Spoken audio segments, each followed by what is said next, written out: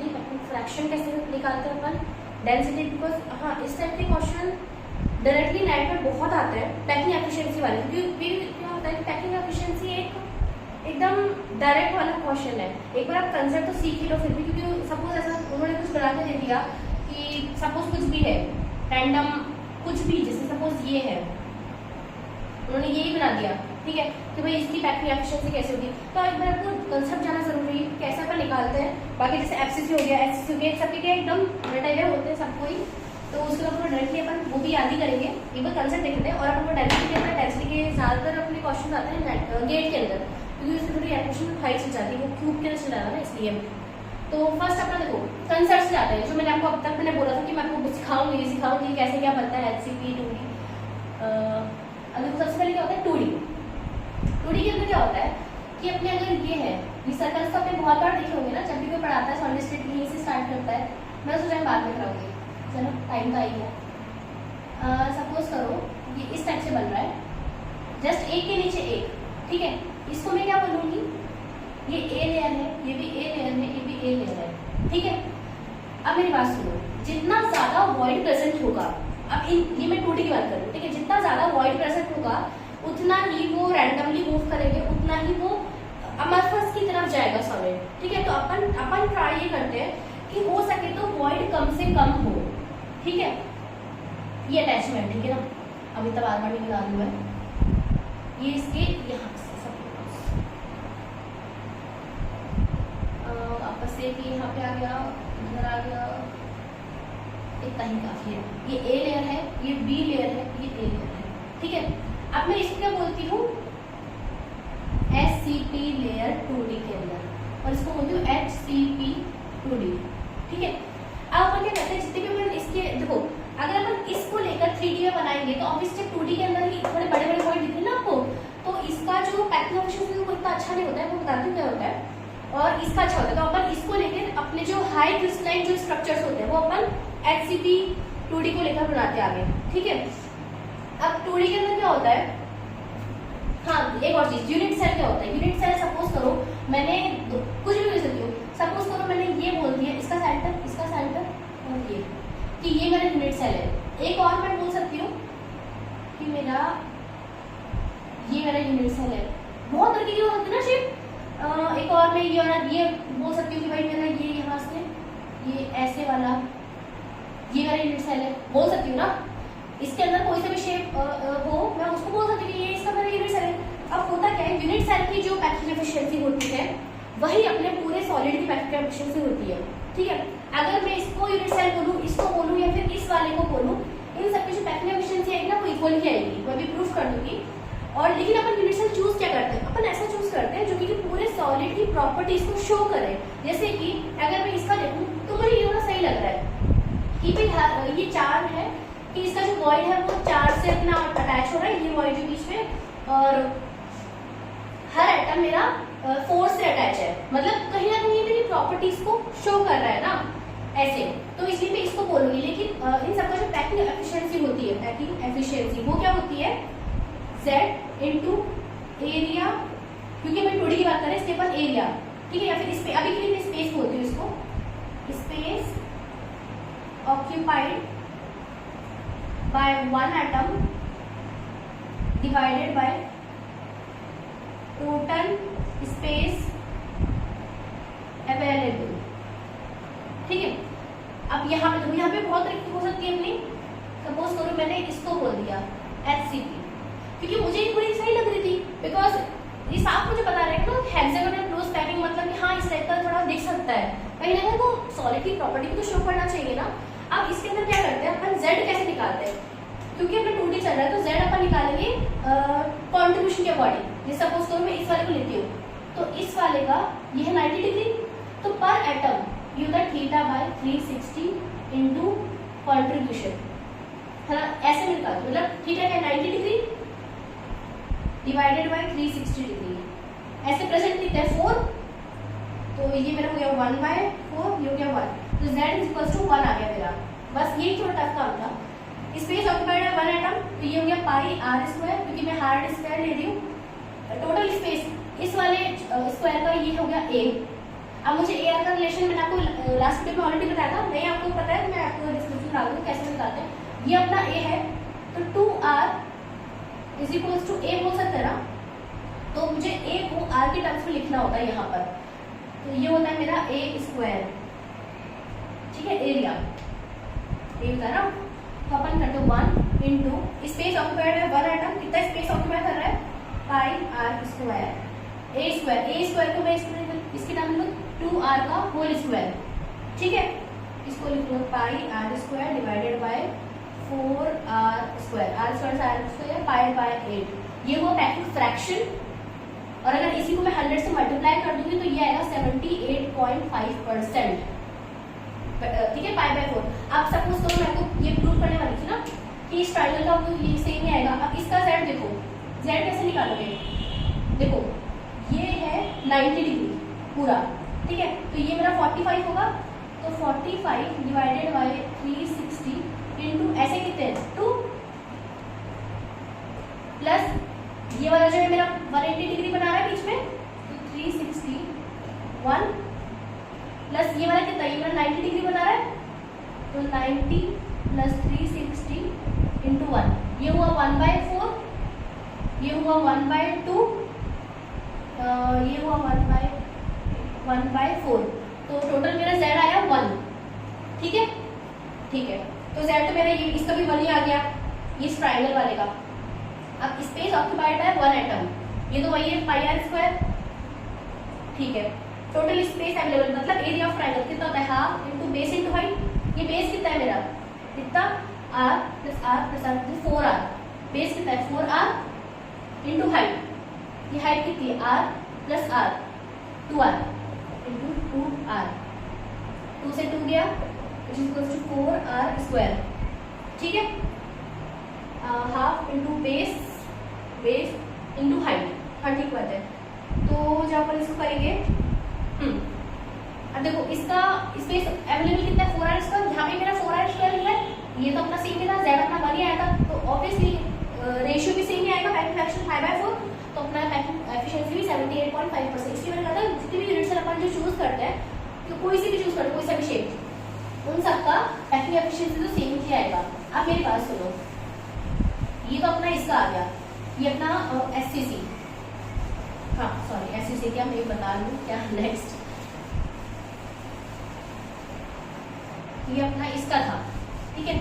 तो मेरा ये जब मैंने किया था ये वाली चीज, जब एक के नीचे एक अपन जब ला रहे थे, ए वाला जो था इसका मेरा आया था 78.5%। इसको आप डायरेक्टली याद करोगे, ठीक है, SCP सिंपल क्यूबिक पैकिंग। अब ये SCP का था, इसका मैं इनको आपको करके बताया था पैकिंग एफिशिएंसी। Z कैसे निकालेंगे, देखो एक तो अपना मिडिल में है पूरा 360 डिग्री ये वाला, तो इसका तो पूरा कॉन्ट्रैक्शन ही नहीं जाएगा, ये एंगल कितना है 120 डिग्री, कैसे पता देखो ट्रायंगल जैसा बन रहा है ना, तो 120 डिग्री डिवाइडेड बाय 360 है कितने 6, 1 2 3 4 5 6, ठीक है। तो 36 3/2 ये भी, ठीक है। तो मेरा z आया 1 + 1.5, सही है ना।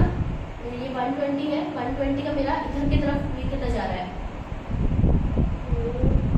120 डिवाइड बाय 360 इंटू 6 3/2, हाँ सही है।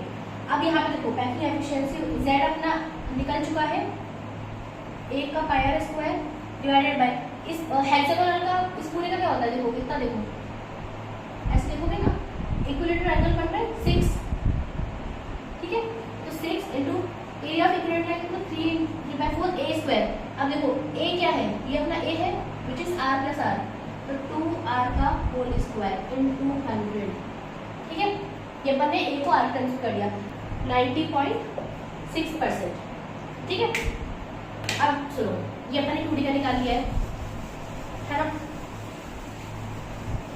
अब तो आपको थोड़ा सा विजुअलाइज करना पड़ेगा, कैसे करोगे, कर लेते हैं। अब सपोज करो ये अपना ए बन रहा है, ठीक है। अब इसी के ऊपर मैं अब मुझे 3D में जा रही हूँ, अब मैं ये 2D नहीं, अब मैं इससे 3D बना रही हूँ, है ना। अपन पहले बात कर रहे हैं SCP 2D से, अपन SCP 2D से 3D कैसे जाएंगे? अगर सपोज करूँ मैं एक एटम, अब जो नेक्स्ट में इसके ऊपर, भाई ए ऐसे वाली, ये ऐसे मेरे सामने है, अब जो दूसरा एटम है, या तो मैं ए के जस्ट ऊपर रख दूँ, ठीक है, भाई ए के जस्ट ऊपर रख दूँ, मतलब छोटा नहीं है, इसके जस्ट बराबर ही है, बट मैं बता रही हूँ, ठीक है, ऐसे जस्ट ऊपर। तो आपको नहीं लगा कि एक सरफेस, ये 4 है, जस्ट ऊपर में 4 रख दूँ, कुछ SCC बन रहा है, SCC बन रहा है, तो इससे मेरा बनता है SCC, अगर मैं ए टाइप की चीज करूँ, ठीक है, ये मेरा 2D में चल रहा था, ये थर्ड लेयर है मेरी। अगर मैं इसके ऊपर ना रख के इन वॉइड्स के ऊपर रख दूँ, तो मतलब यहाँ, और फिर जो उसके ऊपर जो लेयर आएगी थर्ड वाली, वो वापस से यहाँ पे आ जाएगी, भाई अपना ए चल रहा है, सेकंड मैंने B लगा दी लेयर, उसके ऊपर वापस A भी तो आएगी ना, समझ रहे हो भाई, 2 ही लेयर तो लगा रही हूँ, अभी 3D चल रहा है, ये अपना ए चल रहा है, अब इसके बीच में लगा दूँ, वापस से ए लगा दूँ, कुछ BCC टाइप की स्ट्रक्चर बन रही है ना, इससे मेरा बनता है BCC स्ट्रक्चर, ये बनता है ए, ये अपना 2D के अंदर है, मैंने B लेयर लगाई है इसके वॉइड के ऊपर, ठीक है। ऑब्वियसली जब यहाँ पर मैं लगा रही हूँ, यहाँ पे क्यूबिकल वॉइड, ऑब्वियसली आपको मैंने बताया था ना, तो ये मेरा इसका जो पैकिंग एफिशिएंसी देते हैं 52.4%, ये बना रहा है 68%। कैसे? देखो अब यहाँ पे 3D की बात करते हैं, पैकिंग एफिशिएंसी क्या होगा, Z इंटू एक कितना अवेलेबल कर रहा है, एक कितना ऑक्यूपाई कर रहा है 4.3 पाई आर क्यूब, वॉल्यूम की बात करेंगे, और स्पेस कितना है A क्यूब, अब इसको अपन को क्या करना है इंटू 100, है ना। और इस A को यहाँ पे SCC की बात करें तो A इज इक्वल्स टू क्या होता है, यहाँ पे एक है, यहाँ पे, तो A is equals to 2R, ये रिलेशन अपन को यहाँ पे लगाना है, इसको मैं R के टर्म में लिख लूंगी, कट करूंगी, मल्टीप्लाई 100, तो मेरा आ जाएगा 52.4%। इसका पैकिंग फ्रैक्शन क्या होगा, जब मैं 100 से मल्टीप्लाई नहीं करूंगी, तो Z कितना है 1, अपन ने कॉन्ट्रीब्यूशन देखा था ना निकाल के, अपन एक बार इसको देखो 4.3 पाई R क्यूब, A की जगह पे 2R रखना, क्यूब रखना है ना अपन को, 2R का होल क्यूब, ठीक है। इसको मैं कर देती हूँ 2 into 2 into 2 into R cube, R cube से R क्यूब कर क्या, 2 2 जा 4 2 1 जा 2, तो ये अपना आया पाई बाय 6, पाई बाय 6। तो इसका आप ये भी याद रखेंगे कि BCC का, सॉरी SCC का पैकिंग फ्रैक्शन होता है पाई बाय 6, और जब इसको मल्टीप्लाई बाय 100 कर दोगे 52.4 इसका पैकिंग एफिशिएंसी आएगा, ये है पैकिंग फ्रैक्शन, ठीक है। इसका BCC का देखेंगे, वही रहेगा Z इज इक्वल टू क्या 2 4/3 पाई R क्यूब, ये तो अपना है space occupied by 1 atom, total space क्या है A क्यूब, A को ओपन करेंगे इसके टर्म में, मतलब वॉट आएगा √3A, ये ऐसे करता है ना कुछ, तो √3A is equal to 4R, तो A is equal to 4R by √3, इसको मैं रख दूंगी यहाँ पर, तो मेरा कितना होगा 2 into 4/3 pi R cube into A cube कितना है 4R क्यूब इंटू √3 का क्यूब, ठीक है ना, 3 को मैं ऊपर ले गई, इसी को मैं 4 लिख देती हूँ, इंटू 4 R क्यूब, तो R क्यूब से R क्यूब तो कट गया, 1 4 से 1 ही कटा, 2 1 2, ठीक है। √3 को क्यूब क्या लिख सकती हूँ इंटू 3, वही √3 का स्क्वायर 3 हो जाता है ना, 3 से 3 ये कट गया, बचा कितना √3 पाई बाय 8, तो ये वाला 4 भी तो बचा है ना यहाँ पे, ठीक है। ये हुआ मेरा पैकिंग फ्रैक्शन, एफिशिएंसी करने के लिए मल्टीप्लाई बाय 100 कर दूंगी, तो ये मेरा आ जाएगा 68%। ये भी अपन को याद करना है, ठीक है ना, √3 पाई बाय 8। अब मेरे पास में ये अपन हो गया SCC और ये वाले, आपको पैकिंग फ्रैक्शन डायरेक्टली याद करना है, क्योंकि नेट के अंदर डायरेक्टली पूछता है तो आप निकालने नहीं बैठोगे कि पाई बाय समथिंग, फिर उस टाइम अपन जब ये खोलते ना क्यूब वगैरह से, तो अपन मिस्टेक कर देते हैं। सेकंड आपको, अब आप ये देखो, अपन 2D से 3D पढ़ रहे थे ना, अब अपना दूसरा जो 2D वाला जो लेयर था वो कौन सा था, HCP ये जो था 2D, जिसमें अपन AB टाइप का जो कर रहे थे, इसके वॉइड यहाँ पे था ना ये वाला, मेरा बहुत ही गंदा हो रहा है बट ठीक है, सॉरी, ये मेरा था 2D के अंदर HCP, इसका था कितना 90.6%, मेरा बैकएंड के लिए। अब इसको मुझे 3D में कन्वर्ट करना है। अब दो तरीके से मैं कर सकती हूँ, या तो मैं ये करूँ कि इसके ऊपर जो यहाँ पर है, मतलब ये जो तीन है ना, इन तीनों के ऊपर करते हुए मैं एक ऐसे रख दूँ, ठीक है, और ऐसे ऐसे करके कर दूँ, मतलब सी लेयर ए बी तो मेरा 2D में चल रहा है और सी लेयर में रख दूँ, मतलब एक इसके वॉइड के ऊपर, ठीक है।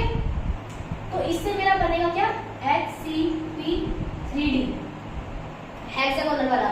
जो है ना मैंने कहा था ZNS अपना जो होता है वर्ड साइड के अंदर, वर्ड साइड जो स्ट्रक्चर होता है उसके अंदर अपना HCP ऐसा कुछ बनता है। यहाँ पे तीन अपने इसके यहाँ पे होते हैं, देन ऐसा कुछ। इसको इमेजिन करने की कोई जरूरत नहीं है, क्योंकि इसका जो पैकिंग एफिशिएंसी आता है ये भी वही 74% आता है। इसका सिर्फ डिफरेंस ये है कि Z इसका आता है 6, पर मैंने आपको उस टाइम भी बताया था कि तीन तो इसके अंदर ही है। अपन इसका कॉन्ट्रीब्यूशन अपन ने अभी इसका HCP का जैसे देखा, ठीक है, वो वाला कॉन्ट्रीब्यूशन देख लेंगे और इसके नीचे वाला कॉन्ट्रीब्यूशन देख लेंगे। देखो कैसे होता है। अपन ने जब इसका देखा था HCP का, तो कॉन्ट्रीब्यूशन कितना आया था, Z/2 आया था मेरा, ठीक है ना, और एक इसके मिडिल में होता है, तो इसका हाफ ऊपर जाएगा हाफ नीचे, और ऐसे यहाँ पे दो है, तो एक तो इसकी वजह से हो गया, दो इसकी वजह से हो गया, ठीक है, और तीन ये रहा, 3, 2, 5 एंड 6, टोटल मेरा आ गया 6, बस ये डिफरेंस होता है। अब इसी से मेरा FCC कैसे बनता है, जब मैं AB लेयर कर देती हूँ तब, ठीक है। ये कैसे कर दूंगी, कि ये मेरा सर्कल है ना, ये मेरा चल रहा है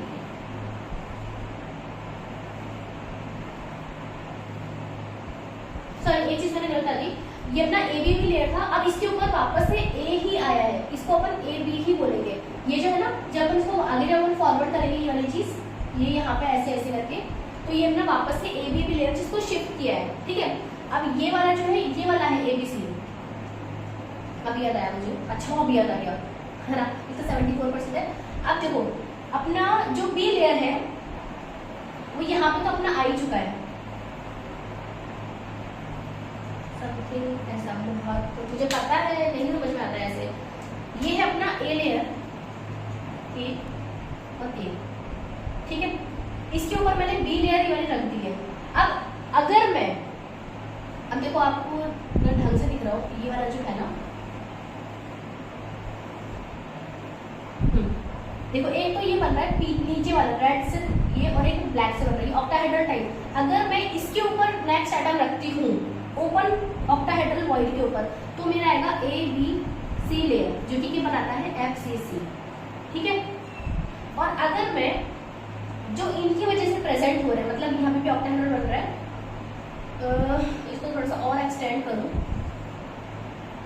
यहाँ पे सपोज ऐसे, ठीक है, और यहाँ पे कैसे आएगा, तो जब मैं सिर्फ इनकी बात करूंगी तो यहाँ पे एक ओपन टेट्राहेड्रल वॉइड बनाएगा, मतलब जैसे इसके बैक के अंदर ये होगा कि बैक के अंदर रेड वाला जो बॉल है वो है, और उसके ऊपर से कुछ ऐसा, तो ये टेट्राहेड्रल वॉइड जैसा कुछ बनेगा। अगर मैं इसके ऊपर रखती हूँ तो मेरा बनेगा AB लेयर, जो कि बनाता है HCP 3D, ठीक है।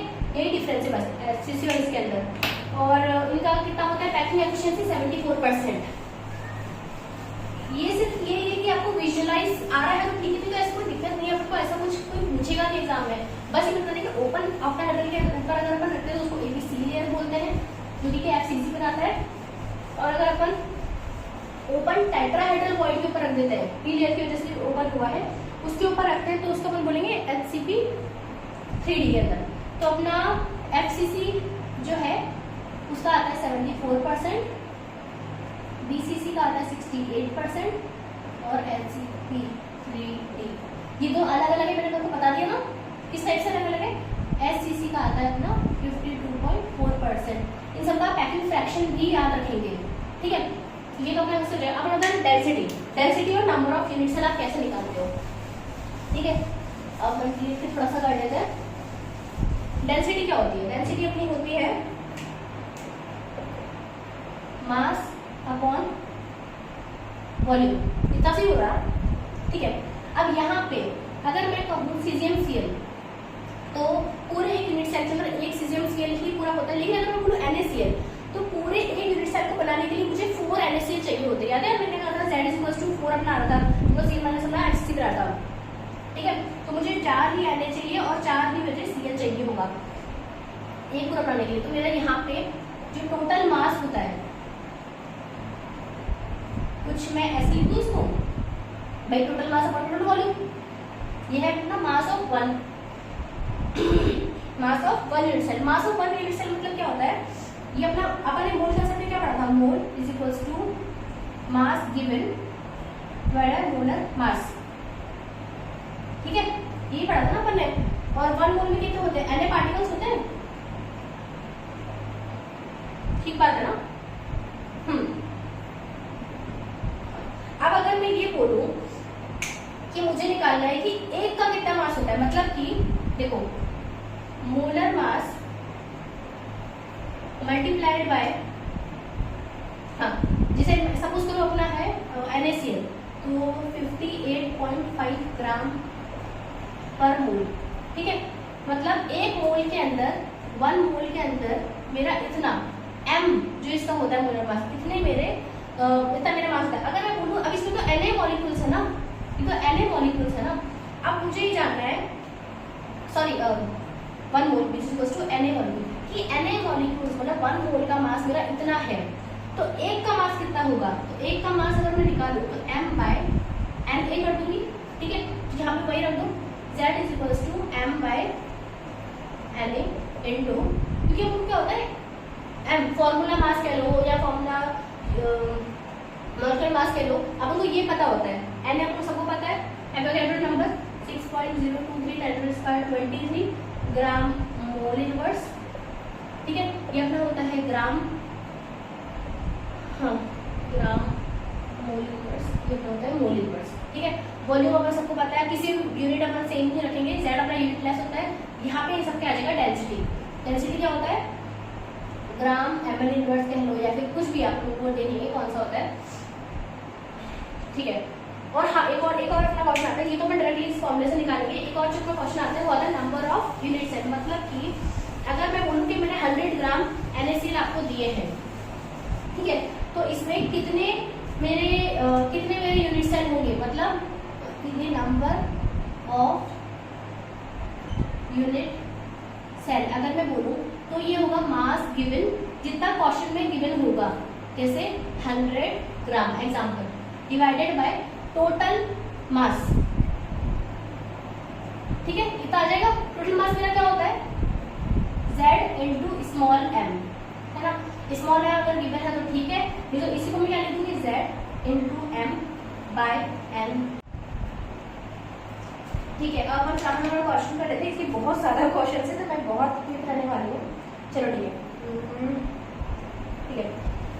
अब metric exercise cubic inverse each length of this density of this formula लिखेंगे Z into m by capital M NA/A cube, ठीक है।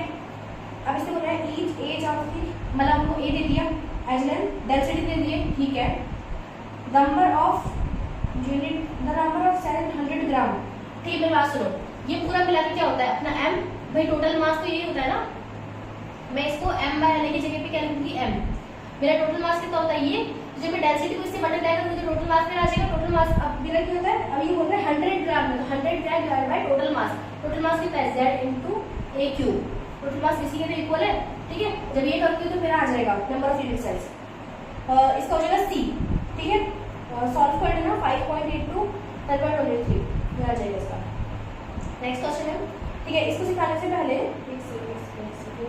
हाँ ये रहा, हाँ ये रहा अनयूनिट कॉपर ऑर्थोरॉम्बिक, ठीक है। द डेंसिटी आपको गिवन है, ठीक है, 1.17।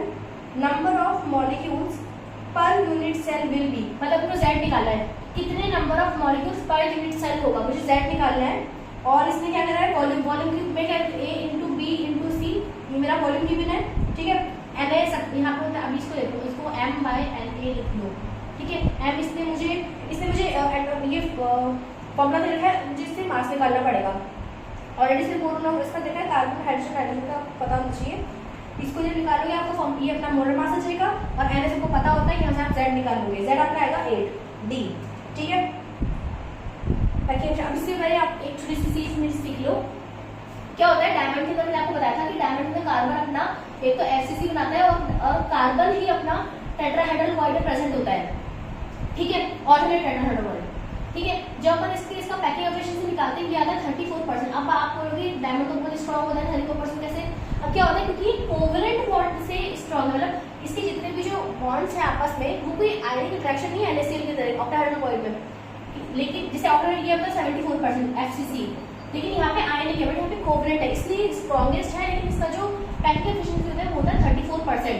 ये आप जब इस फॉर्मूले से निकालोगे ना, कैसे यहाँ पे एयर का रिलेशन क्या लिखोगे, यहाँ पे अपना होता है टेट्राहेड्रल, ये अपना कितना होता है √3a/4, ये होता है ये अपना हो जाएगा R+R = 2R।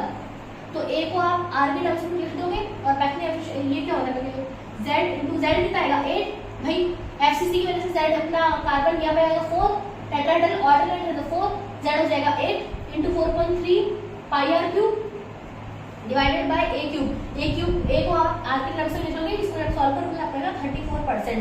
ठीक है, इस अकॉर्डिंग अपना इसका आ जाएगा B सबसे ज्यादा FCC 74%, फिर BCC 68, देन SS 52, फिर D 34।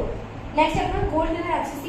ठीक है, एटॉमिक वेट और डेंसिटी, इसमें वेट और डेंसिटी दे रखा है, मतलब M जो ये वाला लिख दो आप, तो 10 बार आप कंफ्यूज हो जाओगे ये क्यों।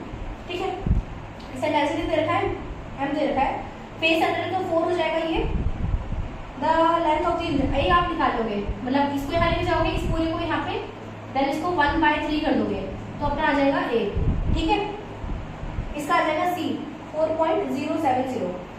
तो next an element precisely both FCC and BCC। ठीक है, if the density of the element of the two form is same, the ratio of the cell length FCC, अब मेरी बात सुनो, density of FCC is equal to density of क्या है BCC। ठीक है, FCC तो 4 × M/NA × A³ which is equals to 2, भाई Z इसमें 2 होता है ना, M/NA × A³, यहाँ से M और A कट जाएगा 1 और 2, तो 2 डिवाइडेड बाय A³। अब A का रिलेशन निकालोगे इसके अंदर, तो इसके अंदर होता है 4R = √2a, ये मेरा रिलेशन होता है FCC के अंदर, और 4R = √3a ये मेरा होता है BCC के अंदर। A को आप लिखोगे R के टर्म्स में, ठीक है, तो यहाँ पर आप R के टर्म्स में लिख लोगे which is equals to 1/, इसको भी आप इस A को भी आप लिख लोगे BCC है ना, इसको भी आप R के टर्म में लिख लोगे। जब इसको सॉल्व करोगे नहीं इसमें ratio of the unit cell length नहीं, आपको R के टर्म्स में नहीं लिखना है, इसको आपको 1/2a of FCC³ = 1/a of BCC का क्यूब ऐसे ही दे रखा है ना। सॉरी मैंने R में इसको इधर लेके जाओ, 2 की power 1/3 = a of FCC divided by a of BCC। ठीक है, तो इसमें FCC/BCC ही बोला था, तो अपना हो जाएगा 2 की पावर 1, इसका a हो जाएगा। ठीक है, FCC/BCC हाँ 1/this, दोनों से ऊपर गया ये नीचे गया हट गया, इसका a हो जाएगा 2 की power 1/3। Calculate the fraction of the volume. ठीक है, FCC है तो 74% और फ्रैक्शन कितना है 0.74। ठीक है, an element crystallised in FCC। ठीक है, डेंसिटी दे रखी है, यूनिट सेल, ठीक है डेंसिटी दे रखी है इसने, और मुझे मास दे रखा है, मुझे A निकालना चाहिए। ठीक है, इसका आ जाएगा A 3.65 एंगस्ट्रॉम, यूनिट का ध्यान रखना। ठीक है, अब मेटल क्रिस्टलाइज्ड इन FCC Z = 4, मेरा Z गिवन है, विद यूनिट सेल A मेरा गिवन है 500 पिकोमीटर। इधर डेंसिटी भी गिवन है, मुझे मोलर मास निकाल जाएगा। ठीक है, ग्राम/सेंटीमीटर क्यूब। यूनिट का इसका आएगा C 25। Packing fraction of the simple cubic 0.52। ठीक है, डायरेक्टली करना है आपको, याद रखना चाहिए। Lithium borohydride crystallized in orthorhombic, the units are A B C given, density होगी डेंसिटी निकालनी है। यहाँ पे ये क्या होता है A × B × C, तो आपका वॉल्यूम आ जाएगा। ये अपना दे रखा है इसमें द कैलकुलेटेड डेंसिटी, इसे बोला है 4 मॉलिक्यूल्स पर यूनिट सेल, तो Z मेरा 4 हो गया। मास आपको गिवन नहीं है सारा कि इसके तरह से कैसे आप निकालोगे, और Na, तो इसे पूरा करोगे तो डेंसिटी आप निकाल लोगे, डेंसिटी आएगी 0.676 ग्राम/सेंटीमीटर क्यूब C। ठीक है, iron changes from crystal structure BCC to CC3, मतलब ये अपना BCC से FCC जा रहा है, ठीक है। Calculate the ratio of the density of BCC crystal to that of FCC, density का रेशियो निकालना है, ठीक है। तो डेंसिटी क्या होती है अपना, इसको देखो मैं पहले एक बार रब कर देती हूँ।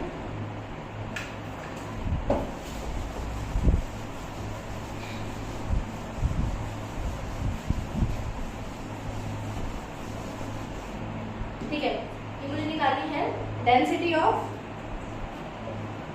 BCC that of density of FCC, है ना। ये निकाला ना, तो ratio of density of BCC to that of, और ठीक है BCC का 2 into m by a of BCC cube into FCC sorry into Na, कितना है BCC multiplied by 4 into m, यहाँ पे a cube of FCC into LA, इससे cut गया, इससे कट गया, 1 से 2 कट गया, ये अपना है हाफ, यहाँ पे a of FCC divide by a of BCC इस पूरे का क्यूब, ठीक है डेंसिटी का रेशियो। अब इसमें करना है हमको a की टर्म में रख के इसी को ही हमको r की टर्म में, जो मैं पहले कर रही थी ना कि हमको r की टर्म में कन्वर्ट करना है, इसको अपन r की टर्म में कन्वर्ट करके तो समथिंग ऐसा कुछ आएगा √3/√2 समथिंग स्क्वायर, ये देख लेना समथिंग ऐसा कुछ आएगा, देन इसका 0.919 इसका आंसर आ जाएगा, ठीक है। इसको बस कुछ नहीं r की टर्म में करना है, देन कट करना है, ठीक है। Metallic magnesium has a HCP structure and density of this, ऐसे में कैलकुलेट द रेडियस, ठीक है। अब देखो ये होता है HCP तो z इक्वल्स टू 4, FCC इधर लेंगे अपन, डेंसिटी गिवन है, z गिवन है, assume magnesium atom to be spherical, calculate the radius, मुझे अब यहाँ से m by na ये करके मुझे a निकालना है, a निकालने के बाद मुझे r निकालना है। FCC का ऑलरेडी आपको a और r का रिलेशन आपको पता ही है, इसलिए मैंने पहले वो वीडियो आपको करवा दी थी। ये अपना होता है 4r इक्वल्स टू √2a, तो यहाँ से आप r निकाल लेंगे, इसका आएगा 1.6 एंगस्ट्रॉम D, ठीक है। और मेटालिक एलिमेंट AB कौन सा होता है HCP, इसका AB HCP 3D वाला मैंने आपको करवाया था ना अभी, इसका पैकिंग एफिशिएंसी कितना होगा 74%, तो एम्प्टी स्पेस कितना होगा 100 minus 74 which is equal to 26%, कितना मेरा एम्प्टी को, तो B, ठीक है। The packing fraction of the hexagonal, ठीक है, वो 0.74, ठीक है। The packing fraction of atom FCC मतलब 0.74 and 4 structure factor D। Now इसको हो जाएगा 2 distinct two crystal modification FCC and BCC, the ratio of the densities of FCC, the ratio of density of FCC to that of BCC, ये आपको निकालना है ना। Volume, the ratio of the density of the FCC and BCC modification in terms of volumes of their unit cell, the ratio of density of FCC and BCC modification in terms of, ठीक है। इसने बोल रखा है element इसने बोल रखा है कि ये जो डेंसिटीज है ना ये इक्वल है, मतलब z into M by A of, sorry ये नहीं, मैं वॉल्यूम की बात करूँ ना, FCC into N A which is equals to, ये BCC का चल रहा है इस साइड, तो 2 होगा which is equals to 4, volume of BCC Q, volume naught Q already आ चुका है ना, तो ये कट जाएगा, ये डबल, तो double of volume of BCC which is equals to volume of FCC, ठीक है। तो ये आ गया B, क्योंकि इससे बोला डेंसिटी सेम है, वॉल्यूम के टर्म में आपको निकालना है आंसर, ठीक है। जिंक सॉल्ट HCP, ठीक है 74%, क्योंकि आपने देखा था HCP और FCC का 74% होता है, ठीक है। नेक्स्ट हम देख लेते हैं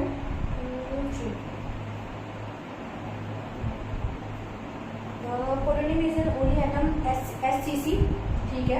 द डेंसिटी दे रखी है, एटॉमिक रेडियस वुड बी, ठीक है। अब मेरी बात सुनो, ये आपको ये दे रखा है density is equals to z into m by A cube, m मेरा क्या है 1, इसने ऑलरेडी मेरा को 1 का दे रखा है, तो मुझे m बाय n की करने की जरूरत नहीं है, z मेरा 1 होता है SCC के अंदर, डेंसिटी से मुझे दे रखी है, a मैं निकाल लूंगी, a जब निकाल लूंगी तो SCC के अंदर मेरा रिलेशन क्या होता है, a is equals to 2r, तो r मेरा निकल जाएगा, ठीक है। समथिंग a आएगा 3 एंगस्ट्रॉम करके, तो r मेरा आ जाएगा 1.5 C, ठीक है। If the atom and ion are taken to be hard spheres, the fraction of the volume occupied in BCC, ये मैंने आपको कहा था कि आपको सारे फ्रैक्शंस याद करना है। देखो नेट में डायरेक्ट आते हैं, इसमें आप करने नहीं बैठोगे। इसका आंसर D, √3π/8, ये अपन ऑलरेडी कर चुके वीडियो के अंदर। इफ ऑल दी FCC का आपको पैकिंग फ्रैक्शन निकालना है, इसका आ जाएगा A π√2/6। कुछ नहीं, आपको ये तो कोई और आपने करवाया नहीं है, लेकिन आप सीधे से वहां पे कर लोगे। मैंने आपको BCC और SCC तो ऑलरेडी करवाया हुआ है, ठीक है। कि ये अपना आता है, सॉरी ये अपना ऐसे कुछ आता है, यहाँ पे है, यहाँ पे है, यहाँ पे। इसका रिलेशन अपन ये रख देंगे एक ही जगह पे, और 4/3 और Z अपना आ जाएगा 4, ये अपन रखेंगे 4/3 πr3, और एक ही जगह पे अपन यहाँ से अपन ये रिलेशन निकाल कर रख देंगे 4r = √2a। तो अपना पैकिंग फ्रैक्शन आ जाएगा ये अपना A π√2/6, ठीक है। नेक्स्ट अपन देख लेते हैं plutonium crystallizes in a monoclinic lattice A, ठीक है, with 16 atoms per unit cell। 16 atoms का मतलब क्या हुआ, Z = 16 इसने मुझे दे रखा है, ठीक है।